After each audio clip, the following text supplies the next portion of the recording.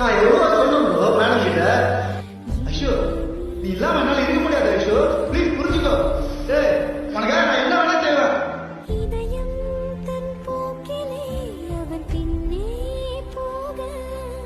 ஏய் நீ வேஸ்ட், உனக்கெல்லாம் லவ் பண்ண தகுதியே இல்லைன்னு.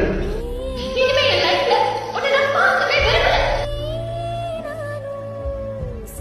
குப்பையை தூக்கி போற மாதிரி தூக்கி போட்டு போயிட்டாங்க. உயிரே என்னை மீண்டும் இணைவாயா நான் கேட்கின்றேன்.